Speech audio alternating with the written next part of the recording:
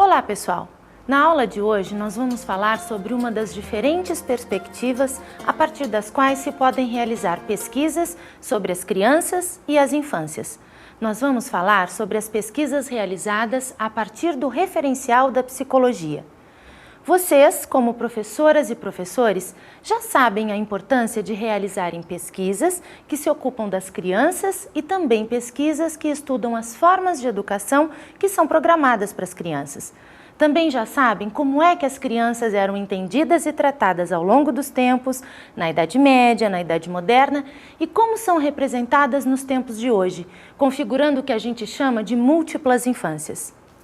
Pois bem, levando em consideração as características das várias infâncias com as quais nos deparamos na contemporaneidade, não podemos supor que há apenas uma forma de olhar para as crianças. Ou seja, desde que as crianças se tornaram foco de estudos científicos, foram feitas muitas e muitas pesquisas sobre elas. Cada pesquisa esteve inserida numa perspectiva de análise, utilizando como referencial teórico alguma área de conhecimento da ciência, como, por exemplo, a biologia, a sociologia, a psicologia, entre outras. Isso significa que a mesma criança pode ser analisada de diferentes modos, certo? E cada um deles se utiliza predominantemente de um referencial. Observem. Para o referencial da história, por exemplo, a criança é entendida como um ser histórico, estudando-se a história da infância, das instituições escolares, dos sistemas de ensino, das pedagogias sobre a infância, enfim, dos discursos sobre a criança. Para o referencial da psicologia ou da biologia, a criança é entendida como um ser em desenvolvimento, estudando-se as fases do seu crescimento e as suas funções psicológicas em cada uma dessas fases. Para o referencial da sociologia, a criança é entendida como um ser social, estudando-se a relação das crianças com as instituições, a família, a escola, os movimentos sociais. Para o referencial dos estudos culturais, a criança é entendida como um ser cultural, estudando-se a relação da criança com os artefatos da sua cultura e como é que ela pode ser interpelada e representada pela propaganda, pela moda, pelos jogos infantis, pelos personagens do cinema da TV e modos de educação não formais.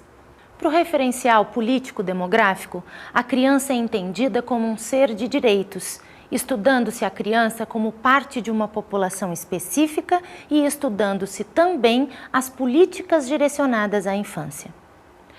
Os pesquisadores da infância podem escolher um ou mais desses referenciais para repensarem a educação e as práticas pedagógicas que são realizadas com as crianças atuais. Na aula de hoje, então, nós vamos falar sobre um desses referenciais, que serve de ponto de partida para algumas pesquisas sobre as crianças, o referencial da psicologia, destacando seus objetivos, seus métodos e suas teorias. Objetivos das pesquisas da psicologia do desenvolvimento. A parte da psicologia que mais tem se ocupado com pesquisas sobre as crianças é a psicologia do desenvolvimento. E quais são os dois principais objetivos das pesquisas realizadas a partir da psicologia do desenvolvimento? Um deles é descrever as funções psicológicas das crianças em diferentes idades. E o outro é entender como tais funções mudam com a idade, ou seja, saber quando e como cada tipo de comportamento vai aparecendo. Com isso, ao longo do tempo, as pesquisas sobre a criança, realizadas a partir deste referencial da psicologia, estabeleceram normas de desenvolvimento para vários comportamentos. Essas normas de desenvolvimento foram sistematizadas em formas de tabelas, como, por exemplo, tabelas de desenvolvimento motor, que indicam quando uma criança consegue levantar o queixo, quando ela está apta para se sentar, engatinhar, andar, pular num pé só, etc. Outro tipo, tabelas de desenvolvimento da linguagem, pelas quais se sabe de quantas palavras é composto o vocabulário de uma criança aos 18 meses, aos 24 meses, enfim. Há também descrições bem claras que as pesquisas da psicologia fizeram do desenvolvimento cognitivo, sexual, moral.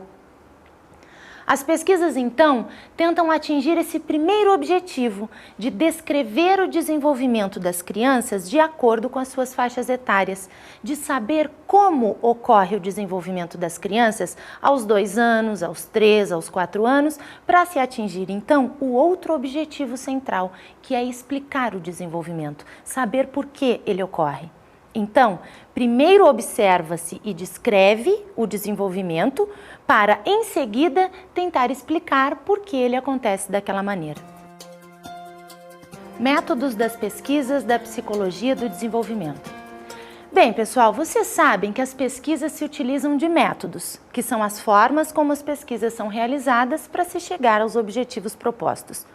No caso das investigações feitas na área da psicologia do desenvolvimento, os métodos utilizados são os de observação e de experimentação, que são métodos comuns a todas as áreas da psicologia. E mais especialmente os métodos chamados de longitudinais e os chamados de transversais, que são específicos das pesquisas realizadas no campo da psicologia do desenvolvimento. Mas em que consistem esses dois métodos, os longitudinais e os transversais? Vamos ver primeiro os métodos longitudinais. Para nós entendermos como funcionam esses métodos, os longitudinais, imaginem uma mesma criança que é observada e analisada ao longo da sua infância e juventude. Os seus comportamentos são acompanhados, descritos e interpretados no decorrer dessas duas fases da sua vida, a infância e a juventude. Nesse caso, trata-se de uma pesquisa que leva anos para ser concluída, porque precisa acompanhar todo o crescimento e o desenvolvimento de uma criança até que ela se torne um jovem. Como vocês podem perceber, esse método, o longitudinal, exige muito tempo de pesquisa e por isso ele não é tão comum hoje em dia, porque ele demanda um período de tempo bastante extenso até a conclusão da pesquisa. Em função disso, a psicologia do desenvolvimento desenvolveu um outro método que é chamado de transversal. Ele passou a ser mais usado exatamente porque exige um tempo menor de pesquisa e chega aos resultados de forma bastante eficiente também. Mas como são realizadas as pesquisas que utilizam o método transversal? Também se realizam observações, mas elas são feitas ao mesmo tempo sobre várias crianças de diferentes idades. Por exemplo, no período de 1 ano de pesquisa, podem-se observar crianças de 2 anos de idade, 3, 4, 5, 6 anos de idade. Pode-se, então, descrever e analisar os comportamentos em várias idades num período de tempo bastante reduzido.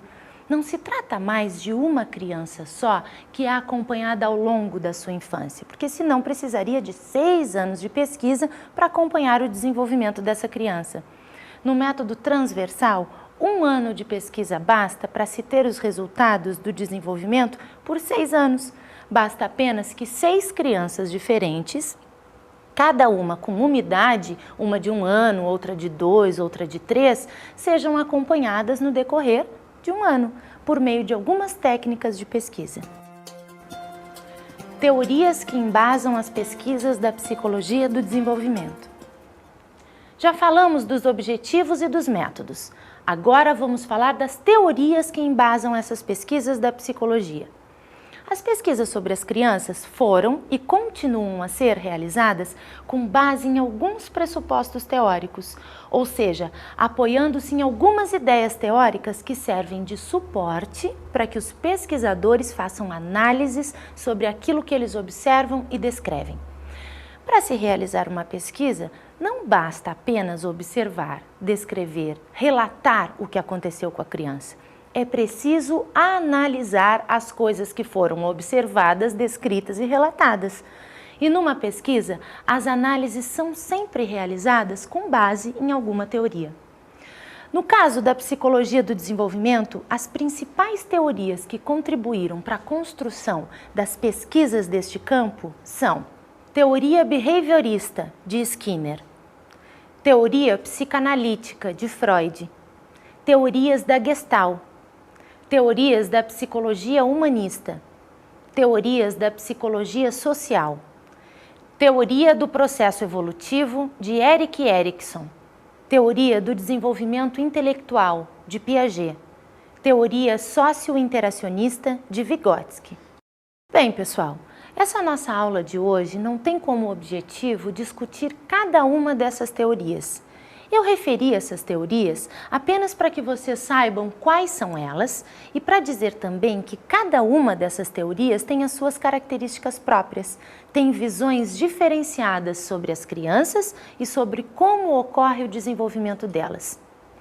Mas o que importa para nós aqui, nesta aula, é que independente das características próprias e dos entendimentos próprios de cada uma das teorias que servem de suporte para as pesquisas da psicologia do desenvolvimento, todas elas pretendem explicar os fatos do desenvolvimento humano. Ou seja, há vários pontos de divergência entre essas teorias, mas o que há em comum a todas elas é a pretensão que elas apresentam de explicar os fatos naturais do desenvolvimento dos sujeitos. Os sujeitos das pesquisas da psicologia do desenvolvimento. Quem são os sujeitos das pesquisas da psicologia do desenvolvimento? São as crianças e os adolescentes. Sabem por quê? Porque nessa área se considera que as vivências dessas fases iniciais da vida, infância e juventude, são determinantes nos comportamentos posteriores. É claro que atualmente as pesquisas têm tomado cuidado com a divisão do desenvolvimento em etapas, sobretudo se essa divisão for orientada pela idade cronológica. Por exemplo, dizer que as crianças até tal idade devem ter tal comportamento. Tem-se tomado cuidado com esse tipo de afirmação porque ela pode ser perigosa e algumas vezes até mesmo preconceituosa.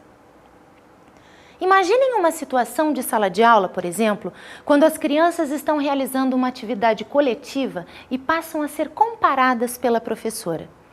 Se essa professora tiver uma ideia estanque das fases de desenvolvimento, ela provavelmente tenderá a observar e analisar todas as crianças com base num modelo ideal de comportamento infantil.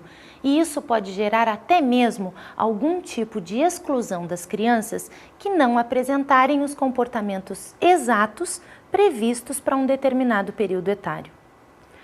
Reconhecendo que essas situações aconteciam e em muitos casos ainda acontecem, e para evitar esse tipo de preconceito, as pesquisas têm apontado que a divisão em etapas deve ser encarada de maneira mais flexível, considerando-se as características de cada fase em termos de aproximação. Com isso, os limites de uma fase para outra começaram a ser estendidos e também a ser vistos com base na análise dos contextos sociais em que as crianças estão inseridas. No entanto, apesar de todos esses cuidados, não temos como negar que as investigações psicológicas criam saberes sobre as crianças, sobre como elas se comportam e, consequentemente, sobre qual é o desenvolvimento considerado normal em cada idade. E pensem comigo, uma pesquisa científica tem um poder relativamente grande para a maioria das pessoas, não é? Por exemplo, imaginem-se conversando com algum amigo. Vocês estão falando sobre um determinado assunto, mas vocês divergem nas suas opiniões. Você tem uma opinião sobre o assunto e o seu amigo tem outra, completamente diferente. Você apresenta a sua ideia, seu amigo discorda e rebate com algum argumento. Quando não há mais o que dizer para convencer o seu amigo de que quem está certo é você e não ele, basta recorrer a dados de alguma pesquisa científica, cujos resultados foram provados cientificamente e divulgados, que não será preciso justificar mais nada, não é? Porque dizem que a ciência se justifica a si mesmo. Parece que não se precisa explicar o que já foi explicado pela ciência. Basta se valer dessas informações e a discussão está parcialmente ganha. É só dizer, mas foi comprovado cientificamente. Não é? Contra os argumentos científicos, parece que não há rebatimento. Foi comprovado cientificamente. Como é que o outro vai discordar? Quando uma pesquisa se intitula científica, ela já carrega consigo um certo grau de legitimidade. Ela tem o poder de se dizer verdadeira, o que é bastante discutível. Pois bem, pessoal, se uma pesquisa científica observa e descreve o comportamento das crianças de uma determinada faixa etária e analisa esse comportamento com base numa teoria, dizendo qual é o comportamento considerado normal, de alguma maneira essa pesquisa não está também sendo arbitrária, mesmo que sutilmente? Ou seja, ela não está definindo como é que todas as crianças dessa determinada faixa etária devem se comportar para serem consideradas normais? Os saberes científicos da psicologia do desenvolvimento. Diante disso tudo que eu acabei de falar, eu convido vocês a pensarem no seguinte: os saberes científicos da psicologia do desenvolvimento dizem as verdades sobre as crianças, entendendo-as como seres naturais em desenvolvimento. Ao fazerem isso, esses mesmos saberes científicos estabelecem determinados tipos de cuidado e de educação que correspondam às características das crianças. O problema é que essas pesquisas eram e ainda são realizadas com base em algumas crianças, mas os saberes que essas pesquisas produzem são estendidos a todas as crianças, praticamente desconsiderando os contextos culturais, econômicos, tecnológicos em que as crianças estão inseridas. E mais, esses saberes, em muitos casos, por serem adjetivados de científicos, acabaram se tornando leis sobre todas as crianças, dizendo como as famílias, os professores e os adultos em geral devem entender as crianças e como devem tratá-las. E isso tudo não é de agora. Já faz tempo que os saberes produzidos pelas pesquisas da psicologia do desenvolvimento estabelecem hierarquias, estágios, etapas pelas quais as crianças têm necessariamente que passar para que se encaixem em formas desejáveis de desenvolvimento infantil. Pensar nisso tudo é de extrema importância para os professores e para as professoras, porque se nós utilizarmos as teorias psicológicas desconsiderando os aspectos sociais e culturais, estaremos fazendo uma aplicação e um uso imediatista dos conceitos produzidos pelas pesquisas da psicologia do desenvolvimento. Mas atenção, eu não estou me colocando contra a psicologia. Na minha prática pedagógica anterior, quando eu atuava junto com as crianças, como professora de turmas de educação infantil e primeira série, eu usava vários saberes da psicologia do desenvolvimento para fundamentar o meu trabalho. E depois eu passei a lecionar a disciplina de psicologia do desenvolvimento. Portanto, pessoal, eu não estou contra a psicologia e as pesquisas que já foram realizadas nessa área. O que eu estou querendo é alertar vocês para os usos que nós vamos fazer desses saberes que já foram produzidos pela psicologia e que circulam entre nós, professoras e professores, há muito tempo como se fossem verdades únicas e absolutas. Isso faz com que a gente não questione esses saberes, porque a gente tem a ideia de que eles são científicos. Então, por que questioná-los? O que a gente tem que entender é que esses saberes podem ter sido verdadeiros na época em que eles foram criados, mas que talvez com todas as mudanças que o mundo vem passando atualmente, talvez eles tenham que ser atualizados, tenham que ser revistos, tenham que passar por uma reconfiguração. Porque as verdades são provisórias, elas têm a ver com as formas como as pessoas vivem as suas vidas num determinado período histórico, com as suas características culturais próprias. Não é assim também com outras verdades que a ciência produz? Vamos pensar na medicina, por exemplo. Quantas coisas eram ditas antes e agora já não são mais? Só um exemplo bastante cotidiano até. Durante muito tempo, disseram que cada pessoa deveria beber pelo menos 8 copos de água por dia, no mínimo. Hoje já existem pesquisas dizendo que cada organismo deve ingerir uma quantidade de água que se adapte ao tipo de vida de cada pessoa, ao tipo de funcionamento do seu corpo, que a água em excesso prejudica os rins, que as pessoas têm que beber somente quando estão com sede, enfim. Mas a informação de que todos devem beber 8 copos de água por dia é uma informação científica e, por isso, é considerada como um conhecimento verdadeiro. E agora, qual das duas informações científicas está certa? Qual das duas é a verdadeira? O que significa verdade? Já pararam para pensar nisso? Só porque um conhecimento foi produzido pela ciência, significa que ele é verdadeiro para todo sempre? O trabalho de Piaget.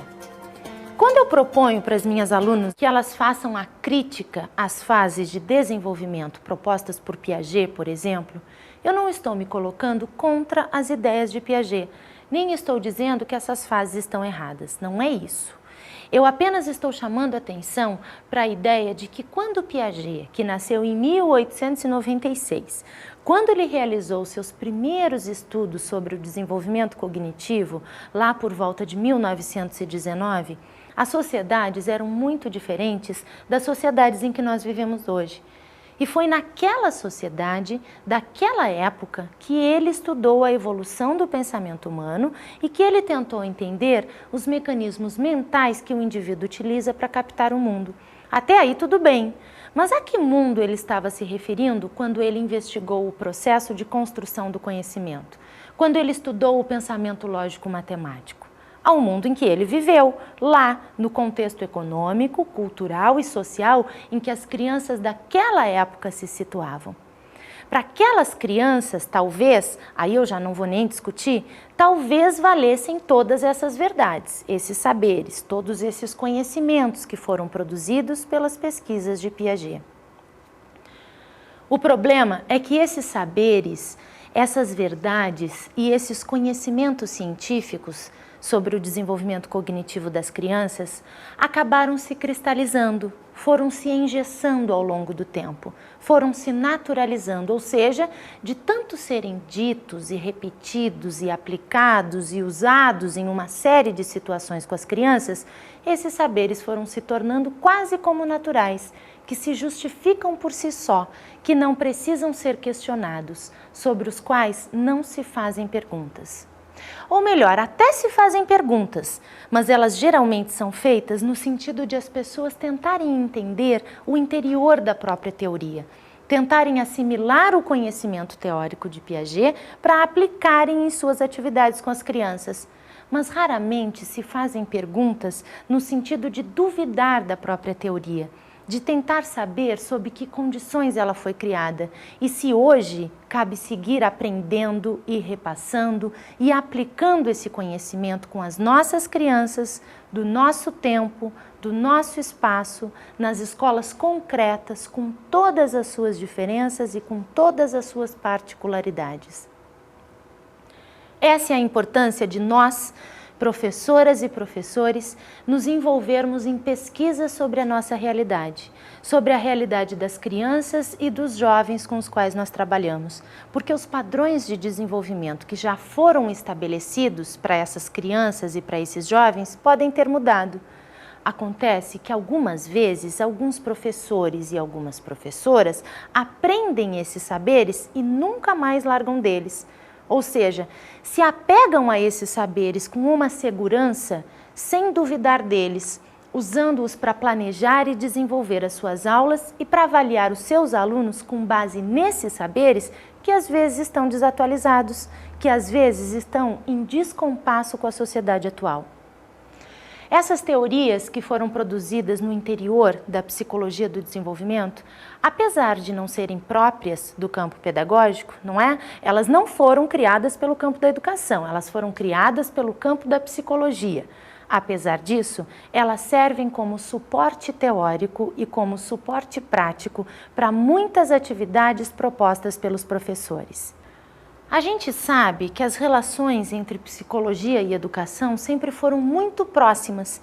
As teorias da psicologia são historicamente usadas como apoio, usadas como justificativa e como segurança às ações realizadas nas escolas. Ou seja, os profissionais da escola se valem dos discursos produzidos pela psicologia para orientar a organização e o funcionamento das práticas escolares. Um exemplo, a avaliação escolar. Vamos pensar, por exemplo, na avaliação que a professora faz dos seus alunos. Imaginem uma turma de educação infantil. Há várias formas de se fazer a avaliação das crianças. Uma dessas formas, que ainda é bastante utilizada, é a avaliação por fichas, que as professoras têm que preencher sobre cada criança. Geralmente, essas fichas são elaboradas com base na divisão comportamentalista das áreas do desenvolvimento. Trata-se de uma ficha que lista uma série de comportamentos que as crianças devem apresentar ao longo de um semestre ou de um ano letivo. Algumas fichas apresentam a seguinte divisão: aspecto afetivo, aspecto social, aspecto perceptivo-motor, aspecto cognitivo, entre outros aspectos que a professora deve observar no desenvolvimento de cada aluno. Vocês já devem conhecer essas fichas de avaliação, mas para tornar mais claro isso que eu estou falando, nós vamos apresentar agora apenas algumas partes de um modelo de ficha que foi retirado do livro que se chama Avaliação na Pré-Escola. Quem escreveu esse livro foi a professora Jussara Hoffmann, que apresenta as fichas não como um modelo a ser seguido, mas ela faz uma crítica a esse tipo de avaliação, uma crítica que é bastante rigorosa e pertinente. Vamos ver então alguns itens separados por aspectos, a partir dos quais as professoras de educação infantil devem avaliar as crianças. Dentre todos os itens que existem no aspecto afetivo, observem mais atentamente o seguinte item: apresenta sugestões próprias. Agora vamos ver no aspecto social o item sabe ouvir as outras pessoas. Observem agora no aspecto perceptivo-motor, que é completo de bastante itens, observem os seguintes itens: constrói utilizando diferentes materiais, come devagar, mastigando de boca fechada, usa sempre que necessário o guardanapo, a toalha e o lenço. Observem agora o aspecto cognitivo, 2 itens: conhece as propriedades dos objetos e conhece e usa algumas normas de conduta que regem a sua vida social. É claro que não existem apenas esses itens para cada aspecto, até porque uma ficha geralmente é bastante completa no sentido de prever e avaliar cada comportamento da criança. Mas eu destaquei os itens que me chamaram mais atenção nessa ficha analisada pela professora Jussara Hoffmann. Quem quiser conhecer todos os itens de cada aspecto, eu sugiro dar uma olhada no livro Avaliação na Pré-Escola. O mais importante agora é que a gente perceba que há uma divisão dos comportamentos dos alunos em aspectos do seu desenvolvimento. E, de forma geral, os professores devem preencher tais fichas de avaliação semestralmente e utilizando-se de códigos como, por exemplo, sempre, quase sempre, algumas vezes, raramente e não ainda. Com relação a esses códigos, vocês vão concordar comigo que é bastante difícil estabelecer os limites entre quase sempre e algumas vezes ou raramente. A fronteira entre um código e outro é muito tênue, o que acaba confundindo as professoras na opção certa a ser escolhida por elas para cada comportamento dos alunos. Na dúvida, esses códigos acabam servindo muito mais como cumprimento de uma função burocrática da escola do que como um instrumento de reflexão com significado pedagógico para a professora. Ou seja, as professoras respondem mesmo incertas das suas escolhas, mas respondem muito mais porque a escola exige que se faça esse tipo de avaliação do que para ajudar as próprias professoras no replanejamento do seu trabalho. Além disso, pensem no item sabe ouvir os colegas. Se a professora achar que a criança sabe ouvir os colegas apenas raramente e escolher essa opção para marcar neste item da ficha, supõe-se que este seja um comportamento negativo, porque está implícito que o ideal seria saber ouvir os colegas sempre e não apenas raramente. Mas como é que a gente pode caracterizar esse item como um comportamento negativo de crianças nessa idade? Então, pessoal, apesar de parecerem bastante completas e organizadas, as fichas de avaliação geralmente apresentam uma série de confusões e de equívocos teóricos. A autora Jussara Hoffmann fez uma interessante análise desse modelo de ficha avaliativa. Um dos pontos analisados por Hoffmann refere-se à listagem dos itens de cada aspecto do desenvolvimento. Vamos pegar como exemplo aquele mesmo item, sabe ouvir os colegas. Ou então, outro item que as professoras devem preencher sobre as crianças, como conhece as propriedades dos objetos.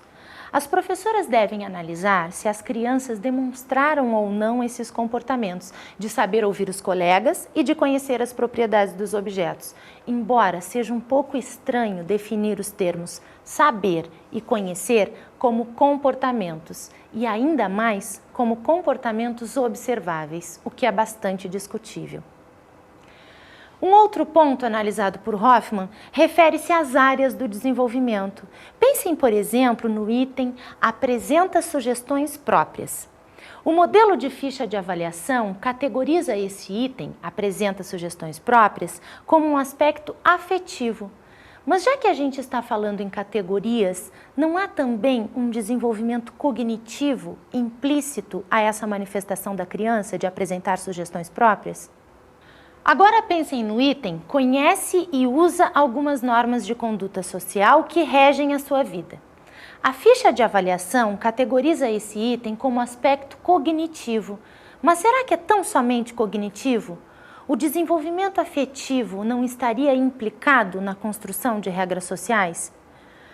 Jussara Hoffman também chama atenção para o fato de que o conjunto de tais equívocos presentes nas fichas de avaliação pretende ser representativo da análise do desenvolvimento de várias crianças, comparando-as e desrespeitando-as em suas características próprias.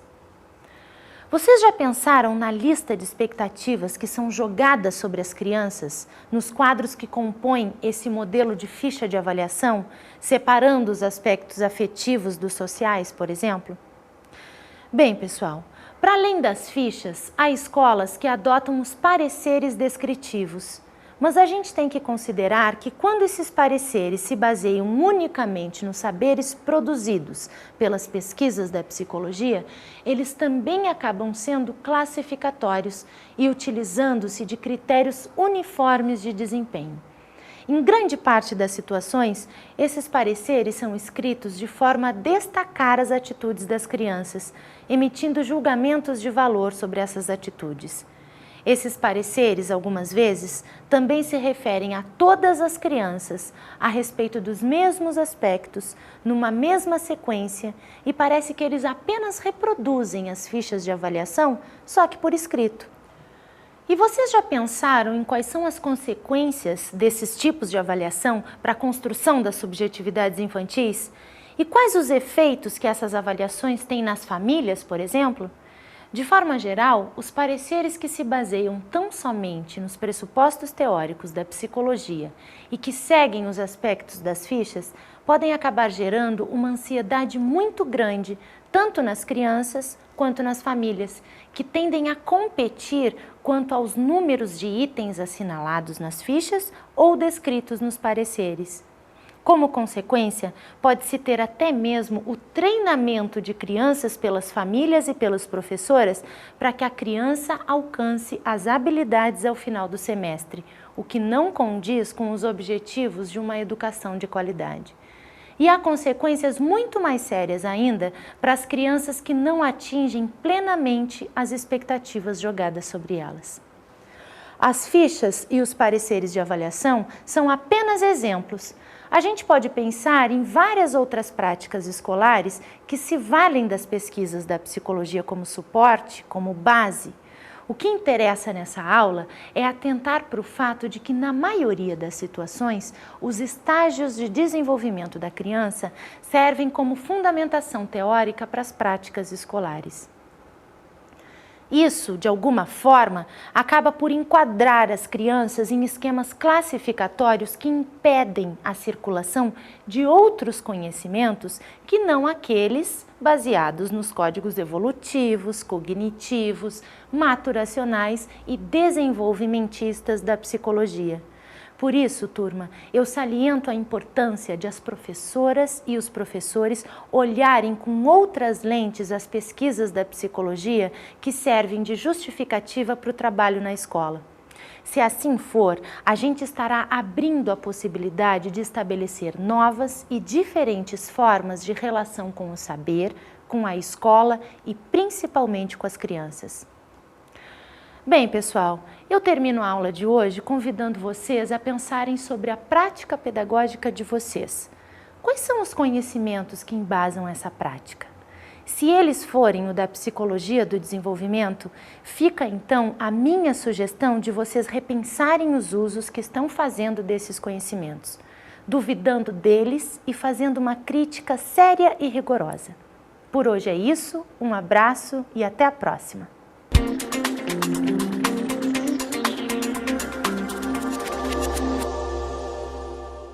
Como dica de estudo de hoje, nós temos o livro Avaliação na Pré-Escola, um olhar sensível e reflexivo sobre a criança. Este livro foi escrito pela professora Jussara Hoffmann e está publicado pela editora Mediação. Uma boa leitura para vocês!